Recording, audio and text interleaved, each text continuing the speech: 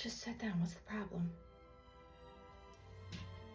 Don't let them in here. I will handle it. She finally smiled. All right? Both of them finally smiled today.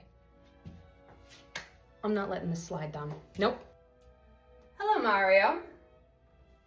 Louisa.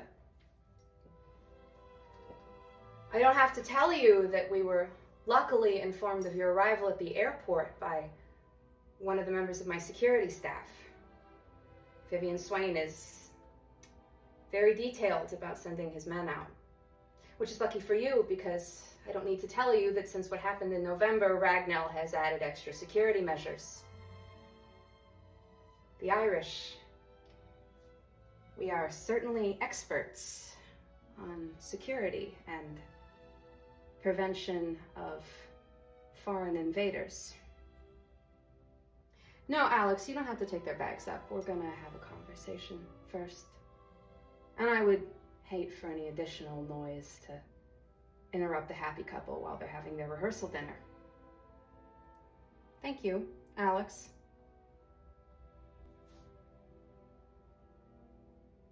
I'm sorry, you think we had rooms prepared for you? You think we have a seat at our table for you after months of no communication and months of ignoring your daughter's emails and texts, video calls? You haven't talked to my aunt at all about the wedding. Actually, you've been very disrespectful to her when she has more than once tried to reach out for you and ask about your family's preferences for the afternoon ceremony, which will be Catholic, but it's all gonna be Antonia's. She was very forthcoming about your involvement in her first wedding, Louisa. You had very strong opinions about how things should go, and I wanted to make sure that Tone got that opinion as much this time around. You should see the bridesmaids' dresses. Not my personal pick, but not my wedding. I know when to take a back seat. Actually, I am being civil, Mario. It's from the request of your son that I'm being this calm. Because frankly, if it was up to me, I'd make you both crawl into that dining hall on your hands and knees and beg your daughter for forgiveness. But again, this isn't my weekend. We're doing things her way, and her request was that things stay as calm as possible. So here I am, being civil, being nice.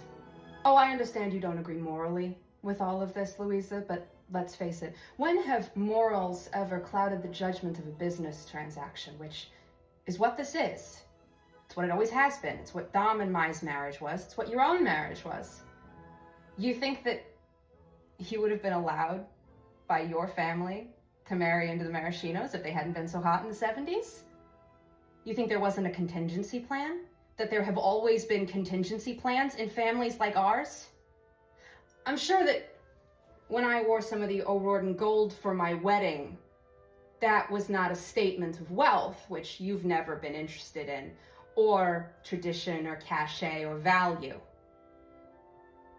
My grandfather used to say that O'Riordans have titles but no land. And now that I've lived in England for a while, I finally understand what that means. And Dom had land. Dom had money. But the Maraschinos have never managed to scrape the top in manners of respect. Have they, Mario? No, you guys have always been bottom feeders. No, O'Riordans aren't perfect either, but we have gold.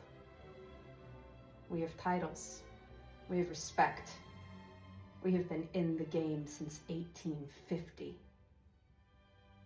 And I frankly don't see any sign of that stopping. And power and money and class are not going to look the same as they always have been. That's obvious with my brother's children. And later this year, when he marries Cleo and he makes his 3 children legitimate, Dante, Emile, and Maria will be the next O'Riordans. Dante and Emile will carry on the family name. What can I say? My brother picked a good Dominican. And when John marries Aries, yeah, he'll become a glorified house husband, but their children will have his name on paper. Maybe not powerful if they have sons. The Anads aren't really fond of male leaders.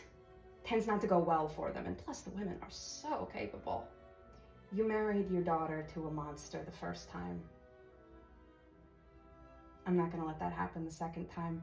Their marriage will be legally binding in most of the countries that we do business in, and any countries they choose to do business in. And if and when they have children, and if and when those children enter the family business, they will always be protected. Someone will take your bags up to your rooms and I'll have dinner sent up.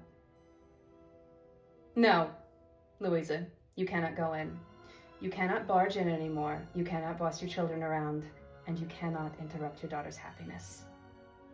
I will make sure that you have a seat at both ceremonies tomorrow. You either attend both or you don't attend either. And if I see so much as a glance or an eyebrow raise, I will have you removed from the property. I have made these rules very clear, and you will follow them. You know, I have spent enough time in certain circles to know that respecting your elders is normally a command for, you're not doing what I want, and I don't like it.